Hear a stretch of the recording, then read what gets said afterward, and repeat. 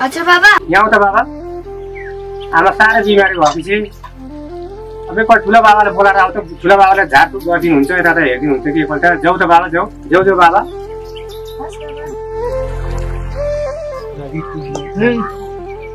राम्रो परेको छ आज त फेरि टिप्नु पर्ने हो ल अब आज त चाहिँ केही सोच्नु पर्दा भोलिको लागि के भन्नु अस्तिदेखि चाहिँ कपडा ल्याइदियो भनेको थियो भोलिबाट चाहिँ राम्रो नभएर राम्रो कमाइ नभएर अब चाहिँ नि आज त के होला जस्तो छ ओहो आज त एकदम राम्रो परेको छ यहाँ पनि छ कति लुकेर बस्यो नि यो बिरुवाहरू पनि ल हेर यहाँ पनि किनौँला ल नेपालमा केही छैन भन्छन् गरे के छैन यार ल अब यतिका त यो पनि काटिहालौँ यो बजारमा लगेर बेचे पनि कति पैसा हुँदो रहेछ छैन छैन चाहिँ हुन्छ खै के छैन ल हेर्नुहोस् त हेर्नुहोस् आज त नि यो सहरमा गएर यो बेचेर मेरो बुढीलाई टोक्रा त नि ल्याइदिनु पर्ला अब यो पनि काट्ने बेला आज नकाट्नु यो पनि काट्ने बेला अब भोलि मात्र काटौँ अब ल यति भइसकेपछि मलाई उयो गर्नु मेरो बुढीको लागि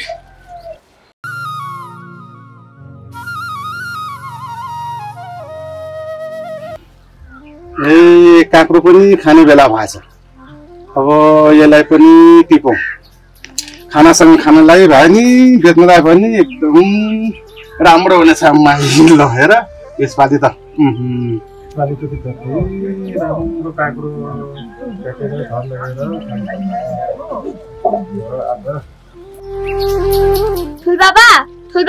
हजुर नानी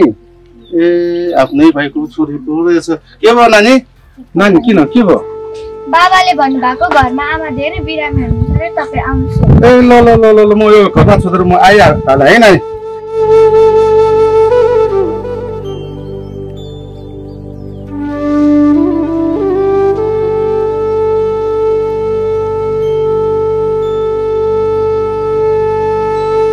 भाइ ठुलो बडा बोलाए आउँदै हुनुहुन्छ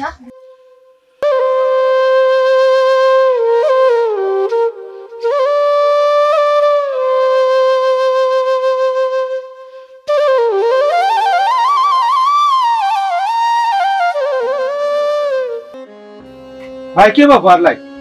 त्यत्रो बिरामी हुँदाखेरि त्यो बोलाउनु पर्दैन भन्नु पर्दैन कस्तो खालको भाइ हो के भयो दाइ जसरी थाहा पारे कि अब के भने यसमा त हेर्नु त त्यस्तो हुँदासम्म दाइलाई त खबर हुनुपर्छ नि र भाइलाई कति जोर पनि आएको छ अस्पताल लगेन भाइले भित्र गएर अस्पताल लिएर आइहाल्दो घरलाई चाहिँ जोख्न हेर्नु पर्यो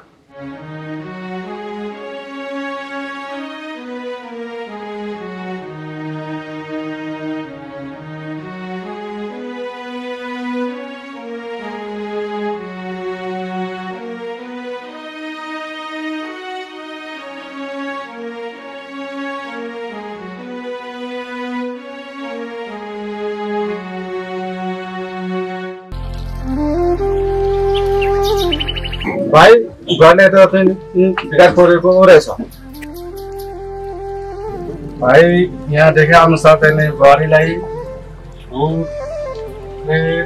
अनि तपाईँ यहाँ मसँग घाटको चाहिँ ल्याएर चाहिँ यहाँ घाट दिएको छ त्यो निकाल्नु पर्छ अनि नानीलाई चाहिँ बिगार चाहिँ छ अहिले म फुक्पा गरेर जान्छु भएन भने अस्पताल लगाउँला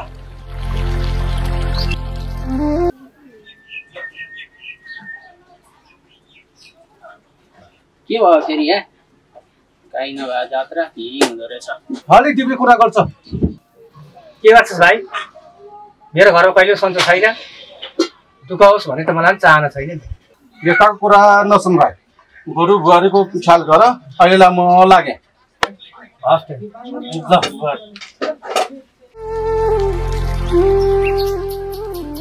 म पनि हिँडेँ यो सर्वर रोक्दाखेरि बेकार मलाई पनि सर्यो भने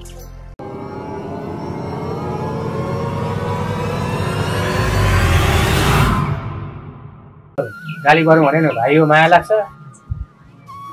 बेहोरा हेर्दा राम्रो छैन अब यो सन्तान मासियो भने सबै सम्पत्ति खमाला भन्ने छुट्टा होला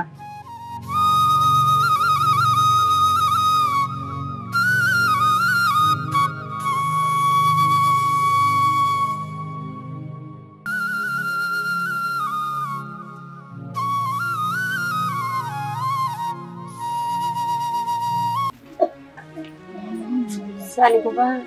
बच्चाहरू कता गए बोलाएर भात खाँदेको भए पनि हुन्थ्यो तिमीले पनि खाऊ बच्चाहरू कता गयो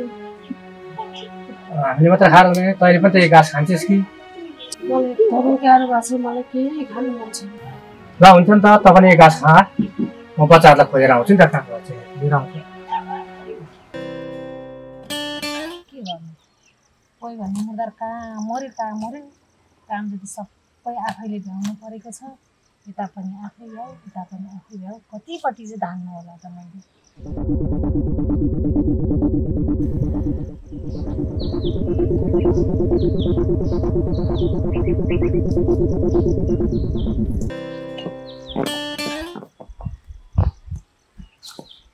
के अन्दा बुढी देखिनस् के गर्नु लाग्यो कहाँ राखेको थिएँ यत्रो बेरसम्म गाउँ डुलेको लखर लखर लखर लखर लखर लखर गाउँ डुलेर खान पुग्छ मैले मात्रै यता भ्याउने उता भ्याउने गरेर हुन्छ नरिसाउन बुढी एउटा खुसीको खबर लिएर आएको छु क्या के खुसीको खबर लिएर आछस् रित्तै हात देख्छु त भात पकाएर राखिदिएको छ कि भनेर खाना आएको होलास् छैन भात सब पकाएर राखेको जा आफै गएर पकाएर खा खुसीको कुरा छ क्या नरिसाउ न यति खुसीको कुरा छ तिमीले सुन्यौ भने तिमी आफै नाच्न थाल्छौ यहाँ खुसीको कुरा होइन के चाहिँ खुसीको कुरा आयो फेरि यो छन् नि हाम्रो भाउजू 1 महिनादेखि फेरि थला परी छिन् अनि अस्ति त सन्चो भयो भन्थे त फेरि मर्न लागि छ पापीहरू कहाँ सन्चो हुन्छन् र फेरि थला परी छिन् नि साँच्चै तिनीहरूको सन्तानदेखि त यति रिस उठ्छ मलाई के परे जस्तो लाग्यो मलाई झन् तिनीहरूको सन्तान अहिले भर्खरै आँखाले देखेर हेर्दै जानु त्यो मरिहाल्छ त्यसपछि त्यो दाई भनाउँदैलाई म घरमा खाटको बनाएर डाँडा खटाएर त्यसका सन्तानलाई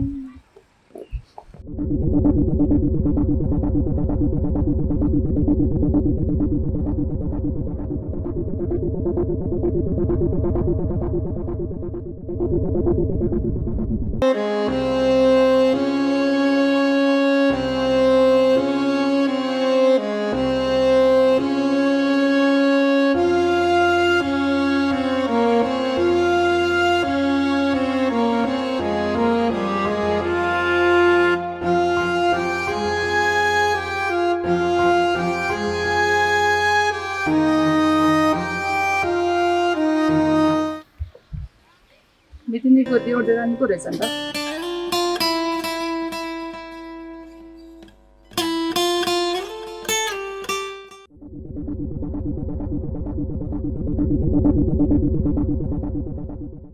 ओइ तेरो मितिनी थला परेर मर्न लागेछस् त गइनस् हेर्न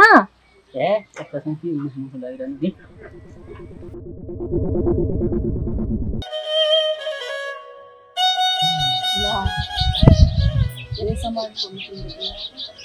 बिरामी को हुँदो रहेछ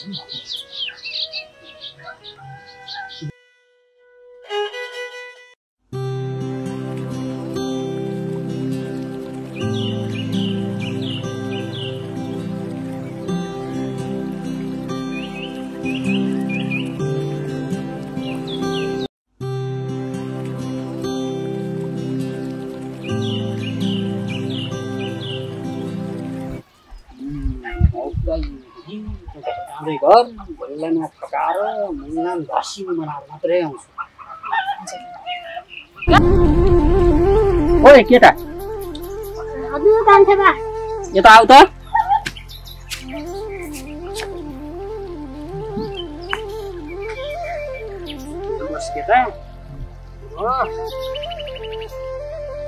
केटा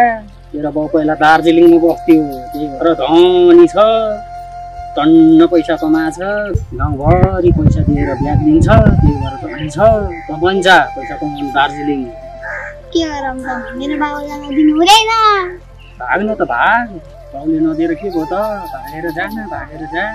टन्न पैसा कमाउँछस् त पनि। पैसा भएपछि त केटा विचार गर है, विचार गर। तपाईँले हामीसँग होला कि क्या हो? म पनि पैसा कमाएँ भने त म पनि साउ भन्छु, तर म एक्लै जान सक्दिनँ। अर्को पल्लो घरको दाइलाई पनि भन्छु।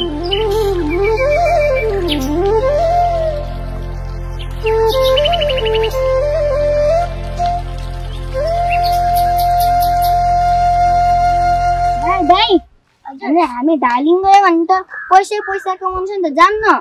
नै म त नजाने, मेरो घरमा गाली गर्नुहुन्छ। आइज गुच्चा सँगै बसेर खाउँ। नै म त दार्जिलिङ जान्छु।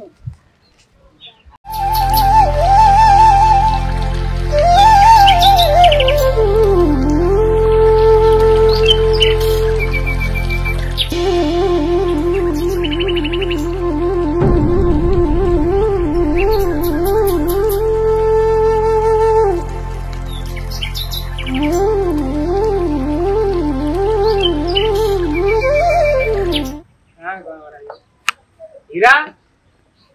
ए हिरा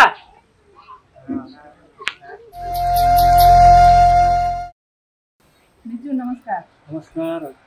बिजुले साह्रै बिरामी हुनुहुन्छ भनेर सुनेको थिएँ, त्यही भएर हेर्नलाई भेटेको। ऊ एकदम साह्रै बिरामी छ घरमा, हेर्नु छोरो पनि हराएर। अनि हजुर कता लाग्नुभयो? छोरो खोज्दै हिँडेको खै कहाँ गएको भेटिनँ। के भएर छोरो खोज्दै हिँडेको गएर बस्दै गर्नु।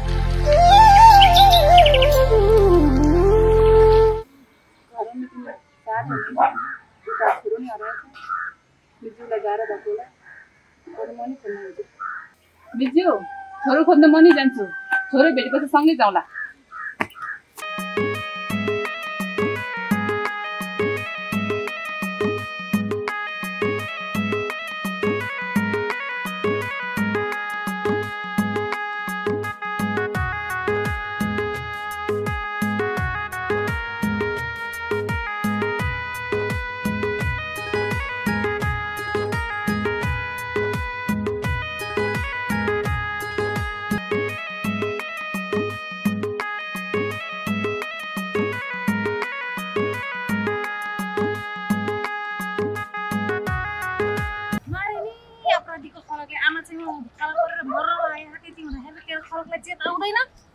नमारी छोड्दिन आज यसको खलकलाई। खै खै तिमीहरूको सन्तानले त कहिले पनि शिक्षा नदिनु भयो।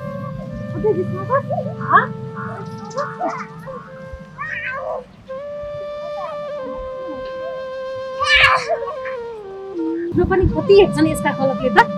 गाउँमा गाउँभरि पैसा बाँडिदिन्छ, हामीलाई पर्दाखेरि 1 रुपियाँ कहिले हेर्दैन यिनीहरूका सन्तानलाई त। बाबु हिरा हिरा बाबु बाबु हिरा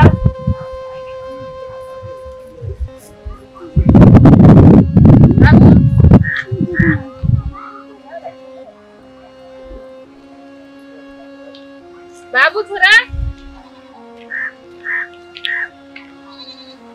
भाइ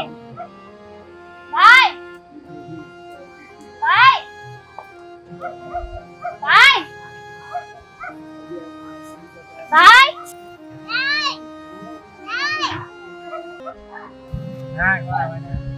संसारको यता भेट्दैन मलाई टेन्सन भइसक्यो आफूले माने।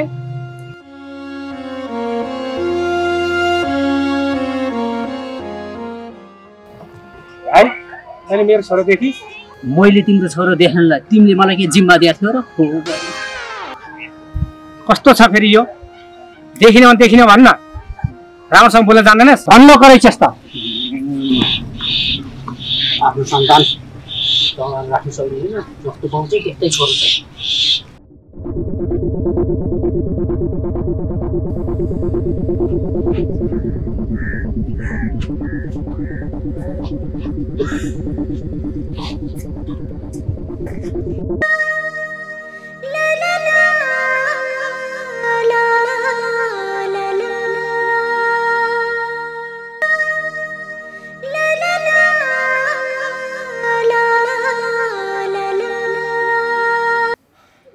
छोरालाई सबै ठाउँ खोजेर आइसके कहीँ पत्तो लागेन बाटोमा छोरीहरू आउँदै रहेछन् छोरीहरूलाई पनि उहाँ खोज्न पठाएको छु मितिनलाई पनि भेट भयो मितिन आउँदै हुनु रहेछ मितिनले पनि खोजेर लिएर आउनु न भनेर पठाएको छु कहीँ भेटिहाल्छन् कि मेरो बाबु कहाँ गयो होला त्यो बाबु खोज्न जाऊँ भने पनि आफू सक्दिनँ के गर्ने कहाँ जाऊँ भने कहाँ मेरो बाबु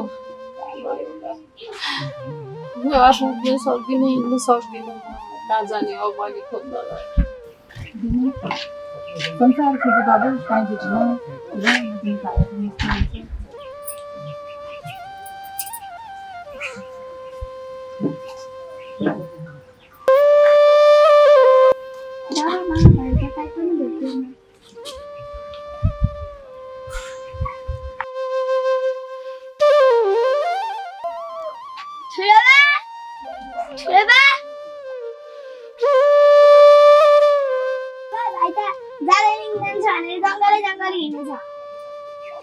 मेरो बाबु लौरो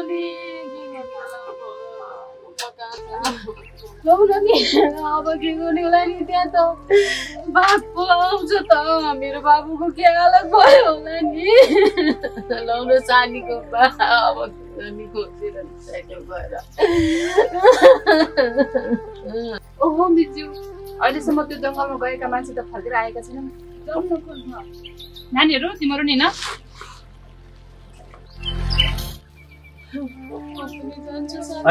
बिमारी छस् त हामी खोजेर आउँछौँ म केटाकेटा लिएर गएर म खोजेर आउँछु मेरो बाबु म के गरौँ म कहाँ जाऊँ मेरो बाबु म कहीँ जान नि सक्दिनँ म कहाँ जाऊँ खोज्छ मेरो बाबु